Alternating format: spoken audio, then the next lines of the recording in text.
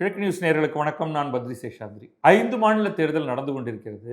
அதுல 3 மாநிலங்கள்ல நேற்றைக்கு தேர்தல் முடிந்து விட்டது. ஒரே கட்டத்துல அசாம், புதுச்சேரி, கேரளா இந்த 3 மாநிலங்கள்லயும் தேர்தல் முடிந்தாயிற்று. தேர்தல் ரெக்கார்டு பார்த்தீங்கன்னா highest ever voter turn out.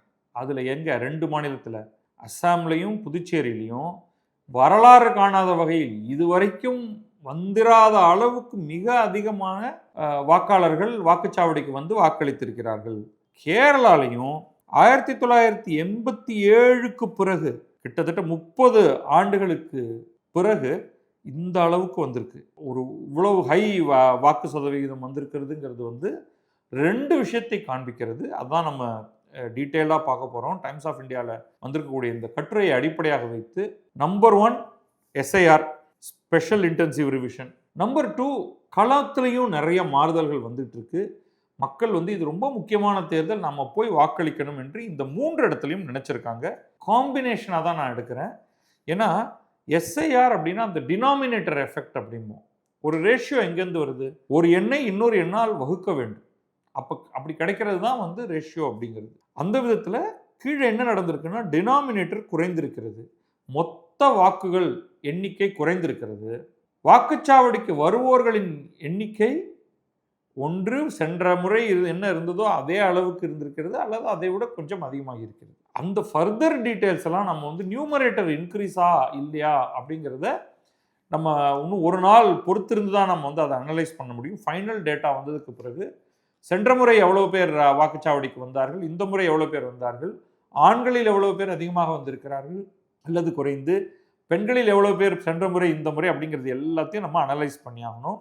வாக்குப்பதிவு அலுவலர்கள் என்ன சொல்றாங்கன்னா, இப்போ வந்திருக்கிற நம்பரை விட இன்னும் கொஞ்சம் அதிகமாகத்தான், எல்லா கன்சாலிடேஷனும் முடிந்ததற்கு பிறகு இந்த எண்ணிக்கை அதிகமாகலாம் அப்படின்னு தான் சொல்றாங்க. நம்பர்ஸ் பார்ப்போம். புதுச்சேரியில் ஆல் டைம் ஹை 91.2%. 91.2%. முன்ன ஒரு காலத்திலலாம் 90%க்கு மேலே ஒரு போலிங் பூத்தில் போச்சுனாலே அந்த இடத்துல நம்ம வந்து மறு வாக்குப்பதிவு பண்ணணும் அப்படின்னு சொல்லுவாங்க. ஏன்னா எப்படி இவ்வளோ பேர் வந்திருக்காங்க, அப்போ வந்து இதில் ஏதோ ஃப்ராட் இருக்குது, அது எல்லாமே வந்து செட்டப்பு அப்படிங்கிற மாதிரி. இன்றைக்கி பாருங்கள், ஒரு சிறு நகரம் அல்லது கொஞ்சம் பெரிய பகுதி, அதுவே வந்து ஒரு யூனியன் பிரதேசம் புதுச்சேரியில் 91.2% அந்த ஹோல் ஸ்மால் யூனியன் டெரிட்டரியில் மொத்தமாக வந்திருக்கு. அங்கே 30 தொகுதிகள் இருக்குது. 30 தொகுதி நேற்றுக்கு வாக்கெடுப்புக்கு போயிருக்கு. அடுத்தது அஸ்ஸாம் எடுத்துப்போம். அஸ்ஸாமில் 85.8%, 85.8%. கேரளாவில் 78.2%. நம்ம ஏற்கனவே சொன்னது மாதிரி 1987க்கு பிறகு இது மிக அதிகமான ஒன்று.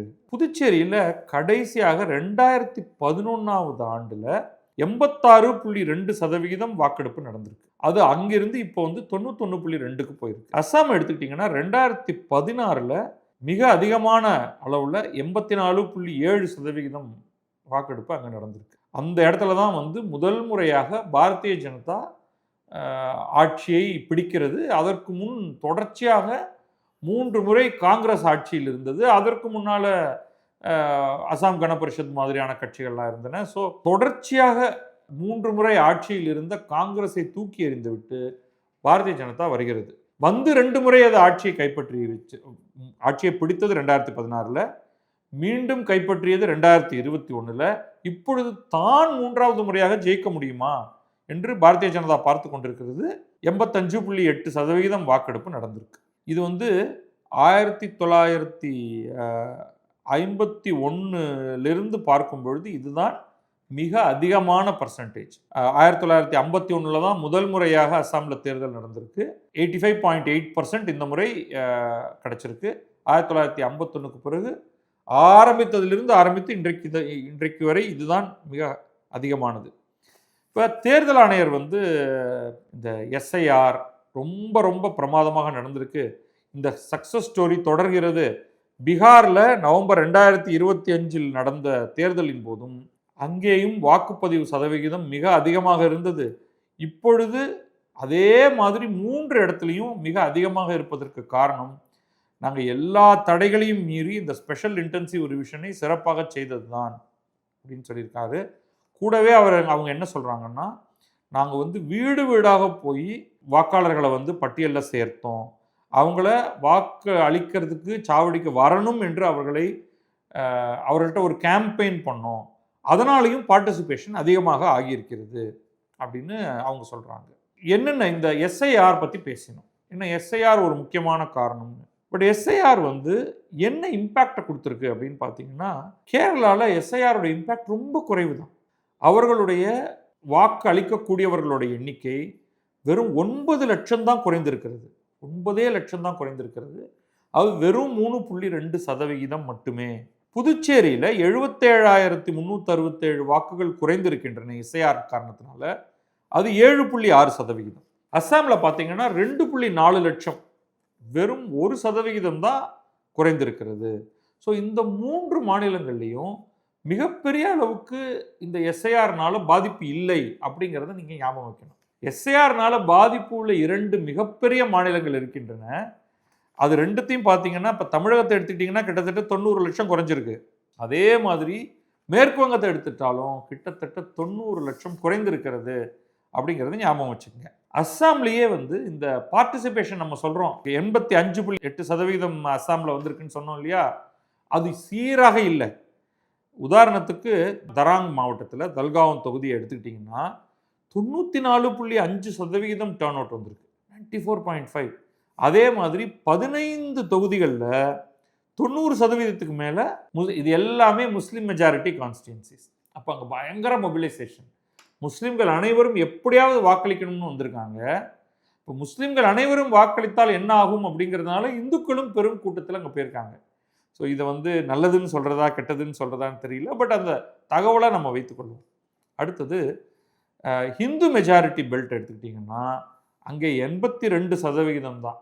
எவ்வளவு ஸ்டார்க் வித்தியாசம் பாருங்கள், கிட்டத்தட்ட 10% வித்தியாசம் இருக்குது. ஸ்டேட் ஆவரேஜுக்கு கீழே இருக்குது. போடோ பகுதிகளை எடுத்துக்கிட்டிங்கன்னா 85%, 82.9%. அந்த ஹில் டிஸ்ட்ரிக்ட்னு சொல்லுவோம்.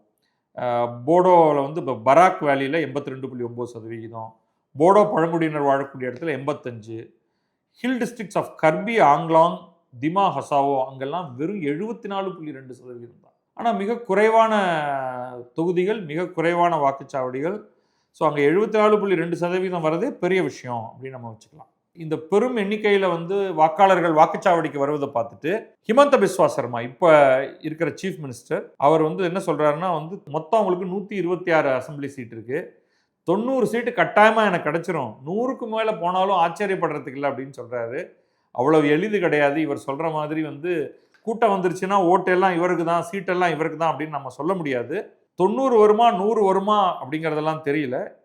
ஆனால் 63க்கு மேலே வாங்கினாலே வெற்றி பெரும்பான்மை தான் அது. ஸோ 70வது வாங்குறாங்களா, 70லேருந்து 80 வாங்குவாங்களா என்ன அப்படின்னு பார்ப்போம். 90 100 பிற்பாடு தான், அதை பார்த்துக்கலாம். ஏன்னா காங்கிரஸ் இந்த முறை பாரதிய ஜனதாவுக்கு எதிராக கடுமையான ஃபைட்டு தான் கிரவுண்டில் கொடுத்துக்கிட்டு இருக்கு. கொஞ்சம் கிளாஷஸும் நடந்திருக்கு. அஸ்ஸாமில் 30 பேர் வந்து அடிதடி சண்டை போட்டிருக்காங்க, 7 பேர் அதில் அரெஸ்ட்டும் பண்ணப்பட்டிருக்காங்க. அடுத்தது கேரளாவுக்கு வருவோம். கேரளாவை எடுத்துக்கிட்டிங்கன்னா பல டிஸ்ட்ரிக்டில் பார்த்தீங்கன்னா 80%க்கு மேலே வாக்குப்பதிவு நடந்திருக்கு. பயங்கர வெப்பம் இங்கே, ஆனால் அதையும் தாண்டி எல்லாரும் வந்து வாக்களிச்சிருக்காங்க. நிறைய ஃபஸ்ட் டைம் ஓட்டர்ஸ் இருக்காங்க. ஃபஸ்ட் டைம் ஓட்டர்ஸ் பற்றி நமக்கு தனியான தகவலே இருக்குது. ஸோ மொத்தமாக எவ்வளோ வாக்காளர்கள், எவ்வளவு பேர் ஃபஸ்ட் டைம் வாக்காளர்கள் அப்படிங்கிறத பார்த்துருவோம். அஸ்ஸாமில் வந்து மொத்தம் 126 சீட் இருக்குது. மொத்த வாக்காளர்கள் 2.5 கோடி பேர். முதல் முறையாக வாக்களிப்பவர்கள் அப்படின்னு பார்த்தோம்னா 5.7 லட்சம் பேர். இந்த 5.7 லட்சம் பேரில் எவ்வளோ பேர் நேற்றைக்கு வாக்களித்தார்கள்ங்கிறது நமக்கு இப்போ தெரியாது. எல்லா ஸ்டாட்டிஸ்டிக்ஸும் வந்ததுக்கு பிறகு தான் தெரியும். அதே மாதிரி கேரளாவில் 140 அசம்பிளி இடங்கள் இருக்குது. 2.7 கோடி வாக்காளர்கள் இருக்காங்க. முதல் முறை வாக்காளர்கள் அப்படின்னு பார்த்தோம்னா 4.24 லட்சம். இதுலேயும் எத்தனை பேர் வாக்களித்திருக்கிறார்கள் அப்படிங்கிறது பார்க்கணும் நம்ம. புதுச்சேரி ரொம்ப சின்ன இடம், உங்களுக்கு தெரியும். 9.4 லட்சம் வாக்காளர்கள் தான் 30 இடங்களுக்கு. வெறும் 23,000 பேர் முதல் முறையாக வாக்களிக்கணும். எவ்வளோ பேர் வாக்களித்திருக்கிறார்கள் அப்படிங்கிறத நம்ம பார்க்கலாம். இப்போ இந்த இந்த காரணங்கள்லாம் நம்ம பார்த்தோம், ஏன் இவ்வளவு வாக்குகள் வந்திருக்குன்னு. ஸ்டாட்டிஸ்டிக்ஸ் அஃபீஷியலாக இனிமேல் வந்து மே 4ஆம் தேதி தேர்தல் முடிவுகள் வர வரைக்கும் நமக்கு சில முக்கியமான ஸ்டாட்டிஸ்டிக்ஸ் கிடைக்க போகிறதில்ல. பட் யூசுவலாக இந்த தேர்தல்கள் நடக்கும் பொழுது, அதுவும் ஒரு மாநிலத்திலேயோ 2 மாநிலத்திலேயோ அல்லது சேர்ந்த மாதிரியாக ஓரிரு வாரங்களுக்குள்ளேயோ முடியும் பொழுது, பல பிரைவேட் ஏஜென்சிஸ் வந்து எக்ஸிட் போல்ஸ் பண்ணுவாங்க. ஆனால் இந்த முறை 29 ஏப்ரல் வரைக்கும் எக்ஸிட் போல்ஸ் பண்ண முடியாது, பண்ணக்கூடாது என்று தேர்தல் ஆணையம் மிக கடுமையாக சொல்லிருச்சு. அதன் காரணமாக 3 மாநிலங்களில் தேர்தல்கள் முடிவடைந்தாலும் அஸ்ஸாம், கேரளம், புதுச்சேரியில் அந்த இடத்துல எடுத்திருக்கக்கூடிய எக்ஸிட் போல்ஸை இவர்கள் பத்திரமாக வைத்திருந்து ஏப்ரல் 29ஆம் தேதி தான் வெளியிட முடியும். ஏன்னா இது வந்து தேர்தல் ஆணையம் என்ன சொல்லுது அப்படின்னா, subsection 1 of section 126A of the representation of the people act 1951 அதில்